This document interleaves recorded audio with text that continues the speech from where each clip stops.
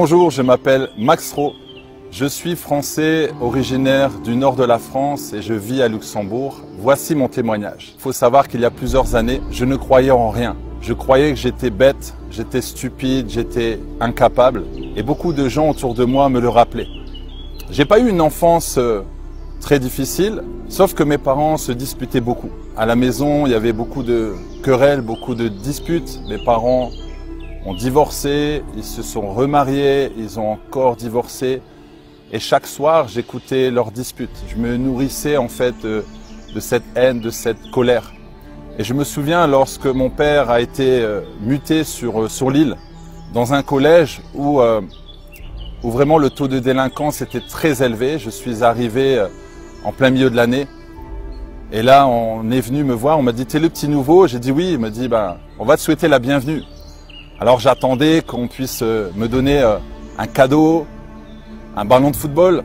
On m'a dit « Tu vois, ici, on est 400 élèves et on doit tous te donner un coup de poing dans le ventre. Voilà, c'est notre manière de te souhaiter la bienvenue. » Alors j'avais deux choix. C'est soit devenir une victime jusqu'à la fin de l'année, me prendre des coups, être harcelé, ou alors devenir un méchant garçon, un bad boy. Et c'est ce qui s'est passé. C'est que je suis devenu vraiment un bad boy, un méchant garçon. Toute la haine qui était en moi, due à ce que j'entendais autour de moi, due à toutes ces colères, toute cette haine, j'ai commencé à me venger. Je me vengeais auprès de toutes les personnes que je rencontrais. Un jour, mon père a levé la main et je lui ai dit « Si tu me touches, je te tue ». Donc même mes parents avaient peur de moi. Je suis le dernier, j'ai deux grandes sœurs. Et c'est vrai que les deux grandes sœurs, à un moment donné, étaient parties de la maison, donc je me retrouvais tout seul. Et je pleurais dans ma chambre, mais je ne voulais pas le montrer. J'écoutais beaucoup de reggae, je fumais de l'herbe pour essayer de m'apaiser, mais j'étais très violent. J'avais un entourage qui ne m'a pas beaucoup aidé, notamment les amis qui ont fait beaucoup de bêtises. On a commencé à faire des cambriolages, on a commencé à racketter, frapper les gens dans la rue. Même un jour, on a frappé une personne vraiment à mort pour une cigarette. Et je voulais toujours me faire remarquer. À l'école, j'avais des mauvaises notes, j'étais en échec scolaire. Je voulais toujours exister. En fait, j'étais rebelle. Je montrais que voilà, j'étais quelqu'un d'intéressant, mais en fait, au fond de moi, je me disais sans cesse que j'étais nul, j'étais incapable, je n'avais pas confiance en moi. Et à l'école, on me disait « mais rien de bon va sortir de toi ». Et donc j'ai grandi comme ça vraiment avec cette souffrance. Je voulais plusieurs fois me jeter du pont. Je voulais plusieurs fois me pendre. J'étais très mal dans ma peau. Et j'avais tellement de violence en moi. Et je suis parti à l'armée. L'armée, en ce temps-là, était obligatoire. J'avais 18 ans. Et je suis parti dans les commandos. Alors ça m'a fait beaucoup de bien, mais sur le coup, ça m'a fait beaucoup de mal. Pourquoi? Parce que je devais obéir. Parce qu'il y avait l'autorité, il y avait la discipline. Et ça, je n'acceptais pas du tout. Mais ça m'a fait beaucoup de bien parce qu'à un moment donné, j'ai dû m'humilier. J'ai appris ce que c'était le respect. Respect envers les autorités, le respect envers les parents et le respect envers l'entourage, envers soi-même. Mais j'étais toujours mal dans ma peau.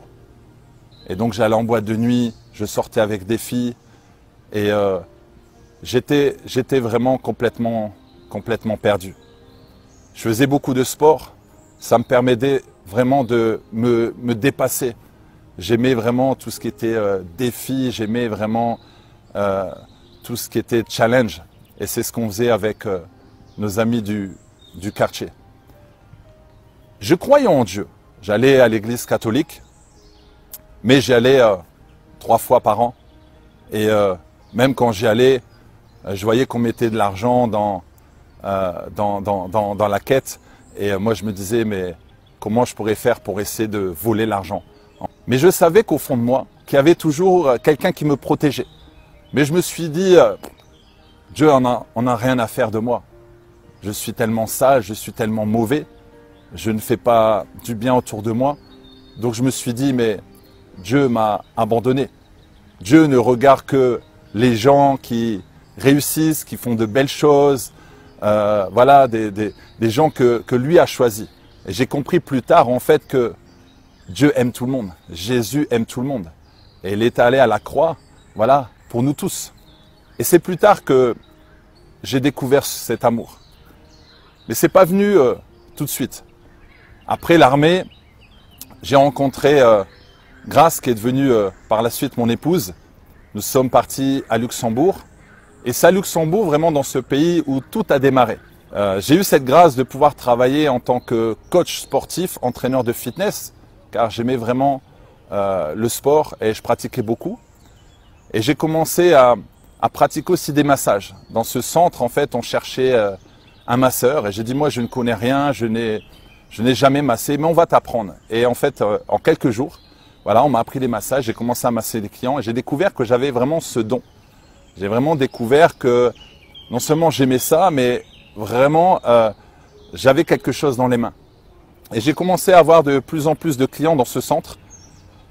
Et j'ai eu un déclic, je me suis dit, mais pourquoi pas créer mon entreprise et pourquoi pas aller masser dans les sociétés avec une chaise qu'on appelle massage assis. C'est massage de 15 minutes, on pratique à travers les vêtements. Et je me suis retrouvé à les masser dans les entreprises. J'ai créé ma propre entreprise. Et avec mon épouse, on a commencé à masser.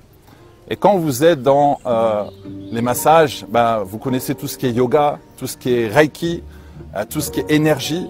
Et moi, je cherchais la paix. Donc, je pensais que lorsque je faisais le yoga pour me vider en fait de mal, me vider de tout ce qu'il y avait dans mon cœur, je pensais que ça allait m'apaiser, mais en fait, ça m'apaisait pas réellement.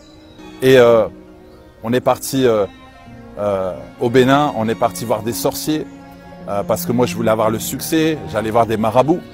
Et je voulais vraiment que mon entreprise réussisse. Et c'est vrai que mon entreprise a commencé à décoller.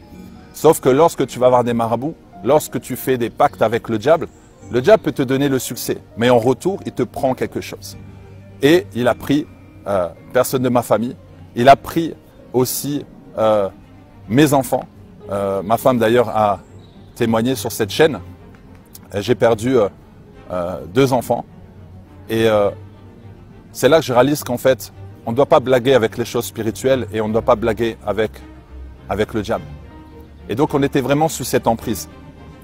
Et en fait, je sais ce que c'est d'être possédé parce qu'il y a des moments où, quand je roulais en voiture, le diable me disait fonce, fonce, fonce, fonce, fonce, fonce. Les gens ne t'aiment pas. Tu dois te tuer. Regarde ta situation. Les gens ne t'apprécient pas. Les gens te critiquent. Les gens t'humilient. Dieu ne t'aime pas. Et vraiment, je croyais à ces mensonges. Et heureusement, à chaque fois, il y a une force qui m'arrêtait. Et je sais que c'était le Saint-Esprit qui m'arrêtait. Mais je n'avais pas encore accepté Jésus-Christ. Et vraiment, je souffrais énormément. Parce qu'il y a des moments, je sentais que ce n'était plus moi. Je sentais qu'il y a des moments dans mes pensées, vraiment, je pouvais tuer quelqu'un qui était devant moi, même tuer quelqu'un de ma famille. Et ça a été comme ça pendant des années. Je n'arrivais pas à aimer les gens, je n'arrivais pas à m'aimer. Et avec mon épouse, vraiment, il y avait beaucoup de disputes. Et à un moment donné, comme je voulais masser un artiste, j'aimais beaucoup la culture sénégalaise, je me suis retrouvé à masser cet artiste. C'était à Bercy, à Paris. Et vraiment, je souffrais énormément. Parce qu'il y a des moments, je sentais que ce n'était plus moi. Je sentais qu'il y a des moments dans mes pensées, vraiment, je pouvais tuer quelqu'un qui était devant moi, même tuer quelqu'un de ma famille. Et ça a été comme ça pendant des années. Comme je voulais masser un artiste, j'aimais beaucoup la culture sénégalaise, je me suis retrouvé à masser cet artiste. C'était à Bercy, à Paris. Il y avait une seule personne au milieu. Une seule personne qui était différente. Son visage était différent, lumineux. Son langage était différent. J'ai dit, mais elle a quelque chose de différent. J'ai compris après que cette personne est une chrétienne, née de nouveau, assoiffée de Dieu. Et on a discuté ensemble. Et là, elle me dit, mais après le concert, vous allez où? Ben, on va rentrer, on va dormir dans la voiture. Elle dit, non, vous ne dormez pas dans la voiture, vous venez à la maison. On est allé à la maison, elle nous a présenté son mari. On est revenu régulièrement la voir et elle nous a dit, voilà, nous on est chrétiens et on va à l'église. Est-ce que vous avez envie de venir? Ce que j'ai apprécié chez eux, c'est qu'ils ne nous ont pas forcé à aimer Jésus. Mais en fait, on a apprécié Jésus de par leur attitude, leur manière de parler, leur manière de nous aimer, leur manière d'éduquer les enfants. Le couple frais, équilibré, ça nous a touchés. On s'est dit, waouh, on va aller voir ce qui se passe à l'église. Et on arrive là-bas et on voit des gens heureux. Ah, je me suis dit, mais il y a encore des gens sur cette terre heureux. Parce que moi, j'étais mal dans ma peau. Donc, quand tu es mal à l'intérieur, forcément, tu vois le mal à l'extérieur. Et je me dis, les gens sont tellement heureux. Qu'est-ce qu'ils ont à lever les mains vers le ciel? Et je me suis dit, mais on va faire la même chose. Et j'ai levé les mains vers le ciel, mon épouse aussi. Et là, j'ai commencé à pleurer. J'ai senti un feu venir en moi. J'ai senti un amour venir en moi dans mon cœur. Ça m'a tellement touché. J'étais bien.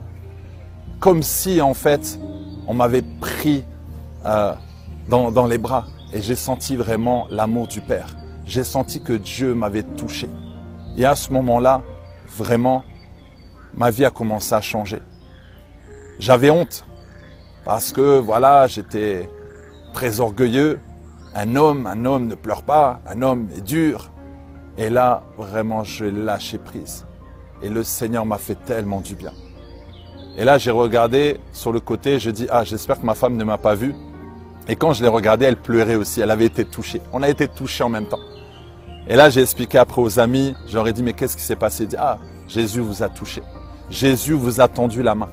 Maintenant, c'est à vous d'accepter Jésus-Christ. On a mis 8 ans avant d'accepter Jésus. Parce qu'on est rentré chez nous et on a commencé à continuer à faire nos bêtises. Aller voir encore des marabouts, aller voir des médiums, aller voir des voyants. En fait, comme on avait encore ce pacte avec le diable ne voulait pas nous lâcher.